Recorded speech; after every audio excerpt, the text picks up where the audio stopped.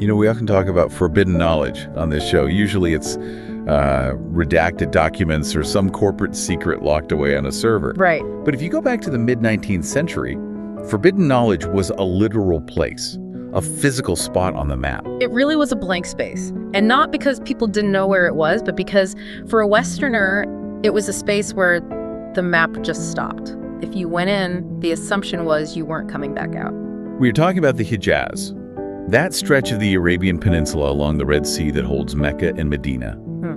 In the 1850s, this wasn't just, a difficult place to visit. Yeah. It was hermetically sealed. Protected by mountains and deserts, sure, but really it was protected by 1,000 years of religious law and just communal vigilance. And that creates this very specific kind of tension, The Victorian mind was obsessed with cataloging and mapping everything. The idea that there was this sacred corridor that was completely off limits. It was maddening for them. It exerted this, gravitational pull. Which brings us to our deep dive today. We're looking at a personal narrative of a pilgrimage to El Medina and Mecca. It was published in the mid-1850s by Sir Richard Francis Burton. Ah, Burton. Now, Burton is a figure who usually gets turned into a caricature. The scar on his cheek, the robes, the adventurer, a Victorian Indiana Jones. He definitely helped cultivate that image, but if we just stop at the adventure story, we miss the real value of the book. Right. I think the mission for us today is to look past that spy story element. We want to use his account as a lens. He gives us this incredible high-resolution snapshot of the Islamic world's internal structure right before the modern era just completely reshaped it. That's the angle I found so compelling. I mean, we're looking at a working model of a society that operated without a government as we'd understand it. Mm-hmm. No passports, no border guards, and yet it somehow managed this massive movement of people every year. It's a study in authority without a state. And to even begin to understand that, we have to talk about what it took for Burton to get in the door. Because he didn't just, throw on a costume and hope for the best. No, this is not a theatrical whim. Burton writes about his preparation, and it sounds less like a travel writer and more like deep cover intelligence training. He had to become Sheikh Abdullah. Right. And the list of his skills is just intimidating. He spoke, 29 languages and dialects? Something like that, yeah. But his philosophy, and this is what really sets him apart, was that language is the gateway to perception. Most explorers at the time were, frankly, tourists. They had interpreters, colonial fixers. Exactly. They just sort of floated above the culture. Burton hated that. He believed you couldn't just translate words. You had to inhabit the mind behind them. So he didn't just learn Arabic. He spent years in India, immersing himself, studying Islamic law, theology. He memorized the Quran. That intellectual part was the baseline. But the thing that really stands out in the book is the physical discipline. This is something we almost never think about. I mean, culture isn't just what you say. It's how you move your body. It's how you move. The sources talk about the mechanics of daily life, how you sit, how you eat with your hands, how you wash. It's incredibly granular. Think about it.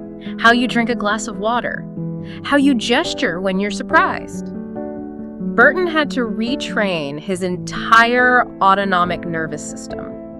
He mentions learning to sit on the floor for hours without his legs going numb. Wow. And he notes that a single mispronounced prayer or one awkward movement during ablutions, the washing before prayer, it wouldn't just be a social blunder. It would be a signal. It would be a death sentence, essentially. The pilgrims around him were hypervigilant. They were constantly watching each other. So Burton is writing this book while maintaining a performance that never, ever ends. He calls it attempting to pass. That phrase, attempting to pass, just adds this incredible layer of anxiety to the whole story. Yeah. He's never relaxed. But because of that, he sees things a diplomat in a palace would never see. He's down in the dirt, sleeping shoulder to shoulder with everyone else. He becomes a historically situated outsider. He's participating, but he's also analyzing. And that dual perspective is what lets him map out the political grammar of the Hijaz. Okay, let's unpack that political grammar. Because when Sheikh Abdullah finally lands in the region, he enters a world that it defies our modern maps. We look at that area and see Saudi Arabia, a country. A sovereign state with a capital and a king. But in 1853, that concept just didn't exist there. Not at all. The Hijaz was technically an Ottoman province, but even that's misleading. The Ottomans were smart. They knew they couldn't rule it like they ruled, say, the Balkans. They didn't have the manpower to occupy the desert. It seems like the whole region was defined by this split. You have the cities, Mecca and Medina, and then you have the desert, which is run by the Bedouin tribes. And usually, we're taught those two groups are enemies. The civilized versus the barbarian, right? Burton just blows that dichotomy up. He shows us that in the Hijaz, the city and the tribe were part of a single symbiotic system. The cities were what you might call capitals of legitimacy. Okay. They held the holy sites, the prestige, but they had zero resources, no oil yet, very little water, almost no agriculture. They couldn't feed themselves. Exactly. They were completely dependent on the trade routes. And who controlled the trade routes? The Bedouin. Bedouin. And this is where the raiding comes in. Burton complains constantly about the robber tribes. But as you read it, it starts to sound less like crime and more like a toll system. It was a negotiated moral spectrum. That's the key. Raiding and protection were two sides of the same coin. A caravan pays the sirah, the tribute. You pay, you get guides and protection. And if you don't? You get raided. It wasn't lawlessness. It was a formal system for distributing resources. You have all this wealth flowing into the cities from pilgrims, and that wealth has to get out to the tribes in the desert who control the wells. The tribute was the mechanism. It wasn't society collapsing. It was society functioning. So it's not chaos. It's a negotiated state. Yeah. There's no police force to call. Your safety depends on your ability to negotiate contracts based on honor and payment. And that negotiation was constant. Burton describes the exhaustion of it. You were always haggling for your life. Eventually, he survives this journey and he reaches Medina. And the shift in tone in the book is really striking. Oh, yeah. He leaves the chaos of the desert and enters the city of the prophet, and he describes it as quiet, dignified. Medina is a huge contrast to Mecca in the narrative. He arrives and finds this atmosphere of deep reflection. The phrase that comes to my mind reading his description is memory as infrastructure. Memory as infrastructure? Yeah. That's a great way to put it. How did that work? Well, the entire social hierarchy of Medina was built around the Prophet Muhammad. His tomb is there. The Prophet's mosque isn't just a building, it's the anchor for the whole city's identity. Burton notes that social status wasn't about who was the richest merchant. It was about your proximity to the sacreds. The custodians of the tomb, the scholars, the descendants of the Prophet, they held the real social capital. But again, I keep coming back to the economics. A city of memory still needs to buy food, right? It needs to maintain buildings. And Burton reveals something pretty surprising about how the Hijaz paid its bills. This is one of the most critical takeaways from the whole book. The economy of the Hijaz was trans-regional. It was supported by waqf, which are charitable endowments. Right, but think of it on an imperial scale. You have a sultan in Istanbul, a wealthy merchant in Cairo, a landlord in Delhi, a leader in West Africa, and they would all set up these perpetual trusts specifically to fund the holy cities. So the water fountain Burton drinks from might be funded by someone in India. The paving stones he's walking on can be paid for by a woman in Egypt. It was a globalized economy, but it wasn't based on production. It was an economy of faith. The entire region was sustained by external patronage. It's a powerful reminder that globalization isn't some modern invention of multinational corporations. Right. This was a global financial network moving capital across continents based entirely on shared belief. It's like the Hijaz was the recipient of a massive, never-ending crowdfunding campaign. Which meant the region belonged to everyone and no one at the same time. So Burton soaks us all in Medina, doing the rituals. But he can't stay. To complete the mission and his cover, he has to perform the Hajj, he has to go to Mecca, and the journey between the two cities, it sounds like an absolute nightmare. It just highlights the fragility of pre-modern travel. We forget this. Burton talks about this simoom, the poison wind. He describes the heat as a physical weight. There are moments where he says he saw people just drop dead off their camels and the water runs out. And this is where the disguise gets really hard to maintain. It's one thing to act like a sheikh sipping coffee in a courtyard. It's another when you're hallucinating from thirst. That's when the mask slips. Yeah, he writes about becoming so aware of his own body. Like, how would you groan in Arabic? How do you maintain a pious posture when you can barely stand? He realized Belonging isn't a costume. It's a performance you have to enact moment by moment. And there's that moment where he almost gets caught, right? Yeah. Not because of language, but because of his Victorian obsession with science. A sextant. The sextant. He's trying to take latitude and longitude readings, hiding instruments in his robes. He just couldn't help himself. He's there as a pilgrim, but he's still a surveyor for the Royal Geographical Society at heart. He gets spotted with a compass and has to quickly improvise, saying he's, consulting the stars to find the direction of prayer? Right. It just shows that collision of two worldviews in one person, the scientific urge to map and the religious urge to submit. He survives, and he finally arrives in Mecca. And if Medina was quiet reverence, Mecca is sensory overload. Mecca is the convergence. It's a collision of all of humanity. Burton describes Africans, Indians, Central Asians, Turks, Persians, Malays, all in one place. I love that idea of Mecca as an information hub. We think of news traveling so slowly back then, but Burton describes a place where information from the entire known world was being exchanged in real time. It was the internet of the 1850s. I mean, think about it. You have people from the absolute fringes of the Islamic world who've been traveling for months.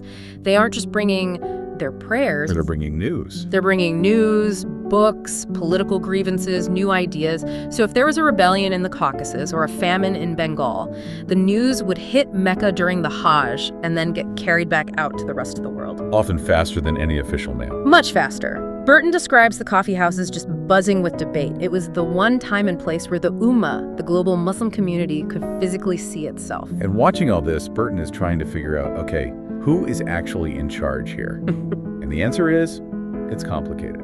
It's incredibly complicated. You have the Sharifs, the descendants of the Prophet, who held the local moral authority. Then you had the Ottoman Pasha, the governor. But the Ottomans were basically walking on eggshells. They had to. Their legitimacy back in Istanbul depended on them being the protector of the holy cities. But if they marched an army into the Grand Mosque or tried to tax pilgrims too heavily, they would lose that legitimacy instantly. Their sovereignty was soft. Which brings us back to authority without the state. Order in Mecca didn't come from a police force. It came from consensus, from managing the flow of people. And it worked. But this is the real urgency of Burton's narrative. He was there in 1853. He was looking at a world that had existed like this for centuries. And he was also looking at a world that was maybe 5 minutes away from disappearing forever. He was standing right on the threshold of modernity. Yeah. You can see the cracks starting to form in his own account, even if he didn't fully realize it. What were the signs? Because reading it, it feels so timeless. Camels, deserts, The biggest disruptor, the steamship. That sounds so mundane. But it changed the rhythm of the world. Before steam, travel was determined by monsoon winds. It was slow and seasonal. Steamships meant you just dump thousands of pilgrims into Jeddah in a single week. The old infrastructure, the wells, the camels, it couldn't handle that volume. And with the crowds came disease. Burton talks about cholera. Cholera is the dark shadow of all that connectivity. And cholera is what brought the Europeans into the picture politically.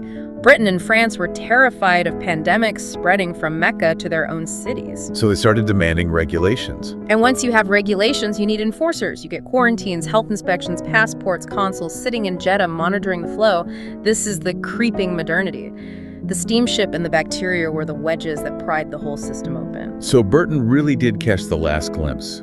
He saw the Hajj before it became a managed event. He saw a world where you could travel from Timbuktu to Mecca without a single piece of paper in your pocket, as long as you knew the prayers and paid the tributes. It's haunting, really. His work preserves what I like to call a lost political imagination. That phrase really stuck with me, a lost political imagination. Because today we just assume the only way to organize people is the nation state. You need a border, a capital, a GDP, an army. We think that structure is inevitable, the definition of civilization. But Burton's Arabia proves that for over 1,000 years, a highly complex, functional human order existed based on none of those things. It was based on memory, on ritual, on that negotiated morality we talked about. But Hijaz didn't have a border force. It had a shared belief system. It didn't have a production economy. It had an economy of giving. It just challenges us to look at our own map and realize the lines we draw aren't the only way. We gain efficiency, sure, we gain better sanitation. But reading Burton, you feel like we lost a certain fluidity, a way of belonging that was defined by who you were, not where you were from. And that's why he's still relevant. Not just because he was a daring spy, though that's a great story. We read him because he witnessed a successful alternative to our world. It makes you wonder, doesn't it? In a world that's becoming more digital, more decentralized, looking back at the 1850s, Hajj might be more relevant than we think. It's possible that the network logic of the pilgrimage is a better model for the future than the rigid logic of the 20th century map. That is a thought to chew on. The 19th century desert as a preview of a decentralized future. We've covered a mass amount of ground today. It's a dense book, but if you can get past the Victorian prejudices, it's a magnificent time capsule. So here's the thought we want to leave you with. We look at maps and we see solid lines, we see countries, we assume that's how the world has to be. But Burton's Arabia shows us a world where authority was moral, not territorial, where a corridor in the desert could be the center of the world, not because of what it had, but because of what it meant. Which begs the question, what other forms of human connection have we forgotten just because they didn't fit on a modern map? Thanks for diving deep with us. We'll catch you on the next one.